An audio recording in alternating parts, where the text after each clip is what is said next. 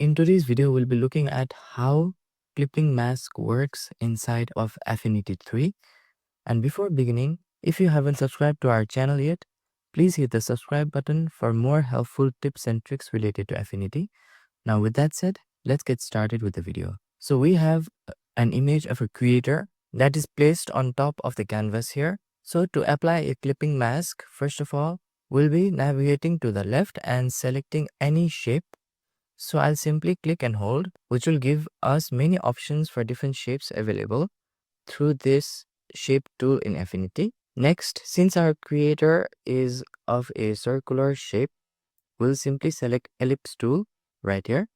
After selecting the ellipse tool, now let's simply click anywhere on our canvas on top of the image and simply drag it like so.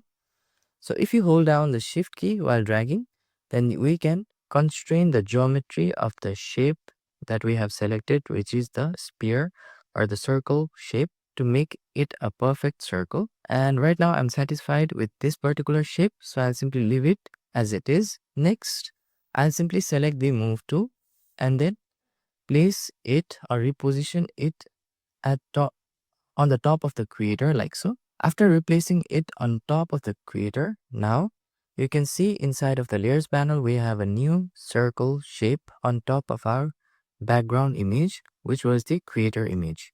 Now, in order to create a clipping mask inside of Affinity, all we can do is simply click on the circle layer and then drag it like so inside or on top of use as clipping mask on top of the background thumbnail like so.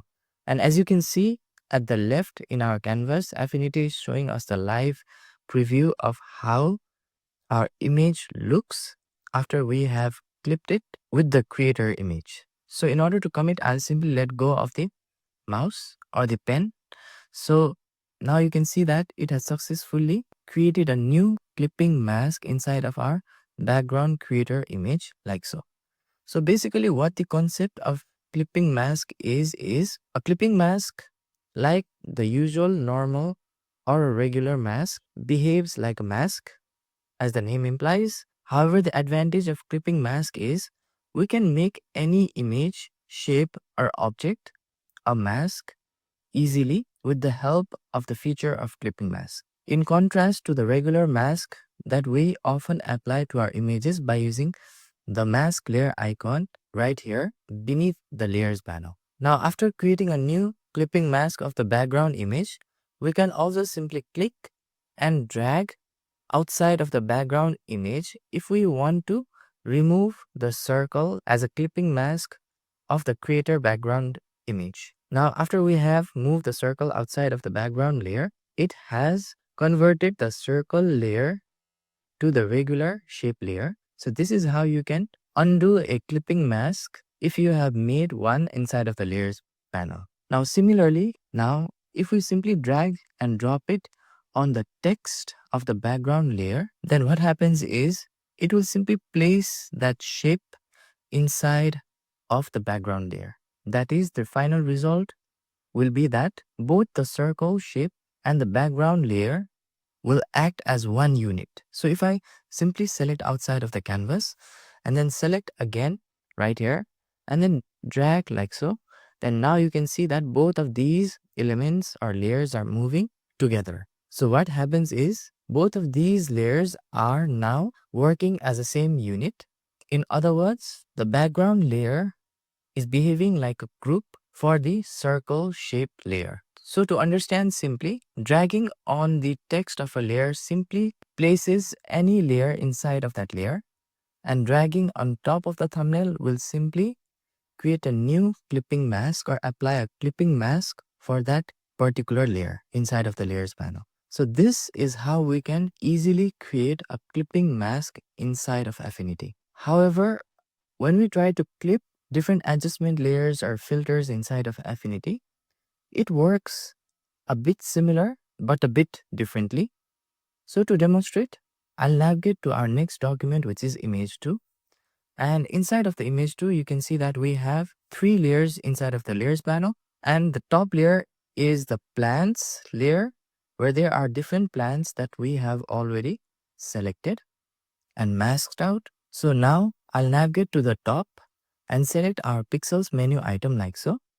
And after selecting the pixel menu items, I'll hover over the new adjustment layer option and then select an adjustment layer of exposure. So after selecting the option of exposure, you can see that now we have the exposure adjustment layer box popped up along with new exposure adjustment layer added inside of the layers panel. So what we can do now is if we increase the exposure where the exposure adjustment layer is on top of every individual layers inside of the layers panel, this will simply make everything brighter or add more exposure to the existing image, especially by affecting all the layers beneath the exposure adjustment layer, which is on top of every layer. So I'll simply close the exposure box right here.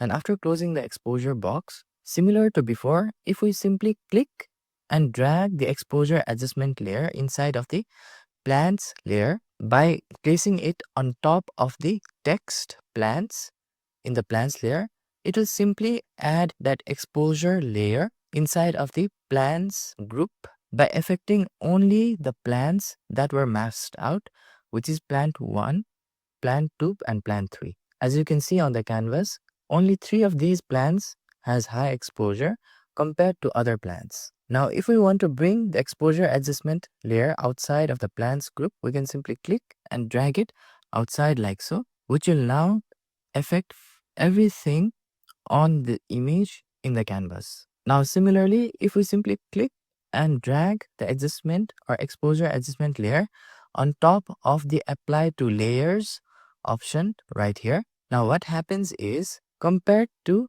when we placed it on top of the plant's text, the exposure adjustment layer now has been converted to a parent layer, which is indicated by the rows that you see here, which is the row line here, where the exposure adjustment is placed on top of it. So exposure adjustment is now like the parent to every individual layers inside of the plants layer, and it is impacting each individual plant layer, which is plant 1, plant 2 and plant 3. So since it is only the parent of these 3 plants, if we simply click and open the exposure box and then adjust the slider like so a bit, now you can see that it is only impacting the 3 plants that has been masked out and is inside of the plants group.